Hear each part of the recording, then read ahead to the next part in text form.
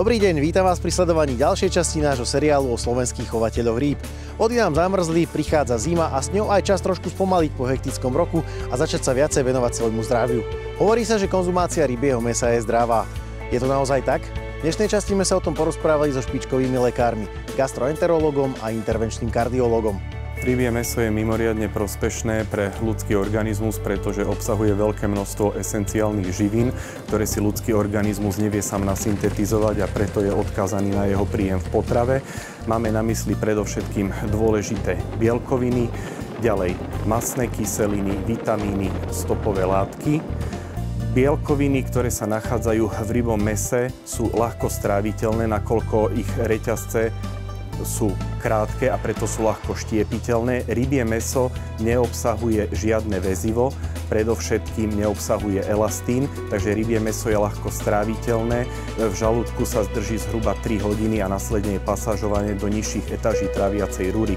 Pokiaľ sa bavíme o mineráloch, rybie mäso je mimoriadne bohaté na vápnik, draslík, horčík, železo, selen, zinok. No a samozrejme morské ryby obsahujú v nezanedbateľnom množstve aj jód. Pokiaľ sa bavíme o tuku, ktorý je obsiahnutý v rybom mäse, tak máme na mysli predovšetkým polynenasýtené mastné kyseliny, ktoré sú tiež známe pod pojmom omega-3 mastné kyseliny. V neposlednej rade rybie mäso je mimoriadne bohaté aj na vitamíny, predovšetkým sa jedná o vitamíny A, D a vitamíny skupiny B. Vitamíny sa uplatňujú ako dôležité kofaktory v enzymatických reakciách v zložitých biochemických kaskádach v ľudskom organizme. Obecne sa dá povedať, že rybie mäso je veľmi ľahko stráviteľné. Čiže má veľmi dobré zastúpenie rôznych živín, a to je správne zloženie tukov, bielkovín, minerálov, vitamínov a pritom je veľmi ľahko stráviteľné. Čiže ono je vhodné aj pre úplne zdravého človeka, či už mladého, vyvíjajúci sa organizmus alebo dospelého, tak aj pre seniora a doporučujeme ho aj pri rôznych ochoreniach. U ochorení žalúdka a celého toho horného tráviaceho systému je dôležité, aby tá ryba bola veľmi ľahko a jednoducho pripravená, aby nebola príliš mastná, ťažká, aby žalúdok neznáša moc kombinácie s množstvom iných potravín, aby v tom nebolo príliš veľa ako keby iných súčastí. To isté platí aj pre ochorenia pankreasu a žlčníka, že vlastne má to byť jedlo ľahké, nezaťažujúce. U rybieho mäsa je tá výhoda, že ho môžeme zjesť o trochu viacej, čiže môžeme sa zasítiť a pritom si nezaťažíme tráviace orgány. U ochorení črevného systému, u tenkého čreva máme hlavne histamínovú intoleranciu, to je veľmi moderné ochorenie, ktoré je na obrovskom vzostupe. Čiže postupne mám pocit, že každý z nás bude mať nejakú intoleranciu na potravinu. V zásade princíp je ten, že v tenkom čreve chýba enzym, ktorý histamín rozkladá. Histamín je látka hormonálnej povahy, ktorá sa nachádza aj v rastlinách, aj v živočíchoch a nachádza sa aj v ľudskom organizme. Ale nemá sa dostávať do tela, má sa nachádzať v organizme len ten histamín, ktoré si naše telo vytvorí. A ten, ktorý my príjmeme vo forme potravy, má náš enzymatický systém v tenkom čreve rozložiť. Ideálne je jesť základné potraviny a základné suroviny, ktoré nie sú príliš dlho chladené, vôbec nie sú mrazené, konzervované a podobne. Čiže čerstvé ryby konzumovať môžeme, ale už rôzne výrobky z rýb, konzervy, aj mrazené ryby, tie už môžu byť veľký problém. Tá čerstvá ryba je ideálna v tomto smere. A u ochorení hrubého čreva, či už rôzne zápaly, pooperačné stavy a podobne, je to podobné. Rybie mäso je zdravé, je vhodné, doporučujeme ho konzumovať tie 2-4 krát do týždňa. A tým, že nezaťažuje hrubé črevo a dodáva veľa živín, tak vlastne nám pomáha vo fungovaní organizmu. V súčasnosti najčastejším kardiovaskulárnym ochorením je ateroskleróza, to znamená postihnutie cievnej steny tepnového systému v ľudskom organizme, kedy do cievnej steny sa v nadmernom množstve ukladajú modifikované častice cholesterolu a postupne zužujú priesvit postihnutej cievy, čím nastáva nedokrvenie príslušného orgánu alebo tkaniva v povodí postihnutej tepny. Rybie mäso, respektíve rybí tuk, v prvom rade neobsahuje žiaden cholesterol. Takisto rybí tuk, ktorý je bohatý na omega-3 mastné kyseliny, má protektívny vplyv na celý kardiovaskulárny aparát, pretože pri jeho konzumácii znižuje hladinu cholesterolu v ľudskom organizme. Takisto má protizápalové účinky. O priaznivých účinkoch rybieho mäsa pre ľudský organizmus teda niet pochýb. Sú ryby z intenzívnych chovov ale rovnako kvalitné ako tie z voľnej prírody? Je mierny rozdiel, ak sa bavíme o rybách chovaných intenzívnym chovom, to sú hlavne teda lososovité ryby, pstruh a podobne, a ryby chované menej intenzívnym spôsobom ako napríklad kapor, čiže ten je dotovaný väčšinou rastlinnou stravou, pšenica, kukurica alebo to, čo sa v danom prostredí nachádza. To je v podstate najdietnejšia ryba a je vhodná u tých naozaj najvážnejších, najťažších diagnóz. Čiže keď má niekto vážny problém zápaly pankreasu, žlčníka, je vhodná skôr tá najdietnejšia ryba, ten kapor a podobne. Hej, veľmi jednoducho tepelne spracovaný. Tie ryby z chovu, ktoré predsa len obsahujú, hlavne teda lososovité, viacej olejov, tie sú určené pre ochorenia, ktoré nie sú tak závažné a tak ťažké, ale je úplne ideálne, aby si to pacient otestoval, lebo aj to sú veľmi zdravé druhy rýb. Ja doporučujem viac ryby z lovu alebo chované tým menej intenzívnym spôsobom, lebo je to úplne to najprirodzenejšie mäso, ktoré môžeme získať.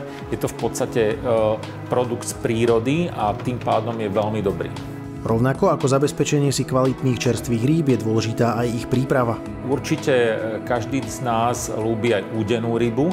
Tá je ale z tých všetkých typov prípravy určite najťažšia, čiže keď nemáme žiadne vážne zdravotné ťažkosti a máme trávací systém v poriadku, môžeme si dať aj údenú rybu.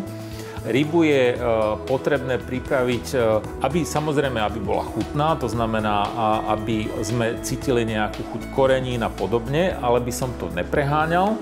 Ja napríklad dokážem spraviť doma aj parený alebo varený steak z ryby, keď sa to veľmi dobre spraví a že je naozaj tá ryba čerstvá, tak nemusí byť vôbec pečená alebo smažená. A najčastejšie je to samozrejme buď pečenie alebo smaženie.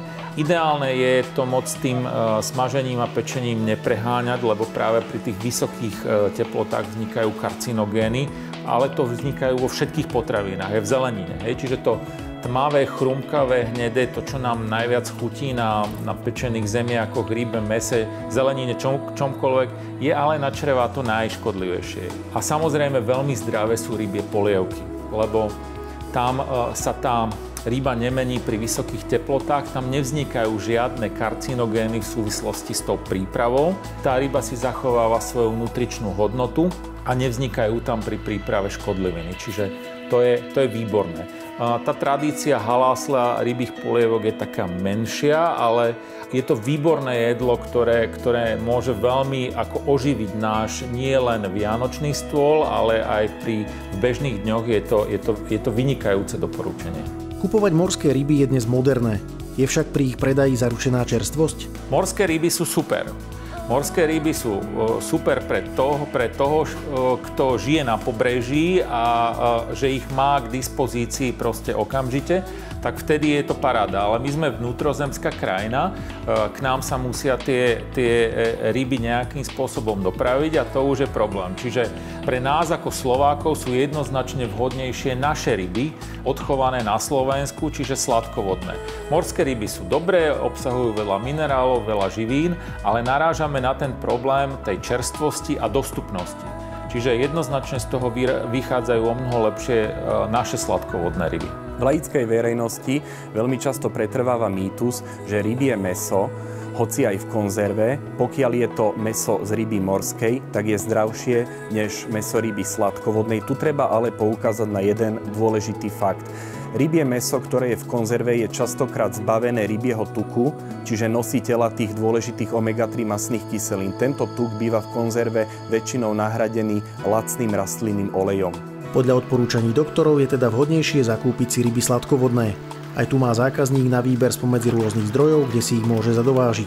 Ktoré sú tie najvhodnejšie? Úplne ideálne je čerstvá ryba. To znamená kúpiť si živú rybu alebo kúpiť živú rybu, nechať si ju zabiť, očistiť, tak základne pripraviť a v relatívne krátkom čase ju hneď spracovať, skonzumovať v ten deň, nasledujúci deň a podobne. Čiže úplne ideálne je absolútne čerstvá ryba. Rybacie mäso je veľmi zdravé mäso, čiže doporučujeme určite konzumovať rybie mäso. Optimum je 2 až 3 krát týždenne.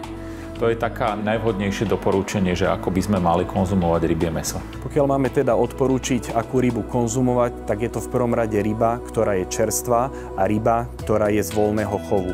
V Slovenskej republike máme v súčasnosti široké spektrum chovateľov a predajcov rýb, ktorí nám garantujú dostupnosť zdravej a čerstvej ryby priamo na náš stôl. Pokiaľ si náš zákazník chce kúpiť rybu, tak na stránkach Združenia chovateľov rýb Slovenska nájde aktuálnu mapu miest, kde si túto rybu môže kúpiť. Ako ste mali možnosť vidieť, konzumácia čerstvého rybieho mäsa je pre zdravie naozaj prospešná. Ďakujeme, že ste nás sledovali, ďakujeme za každé zdieľanie a tešíme sa na stretnutie na budúce. Budúcu časti určite nenechajte ujsť, pretože zavítame do Žiliny, ktorá sa stala historicky prvým mestom na Slovensku, ktoré zakázalo predaj živých rýb. Máte sa na čo tešiť.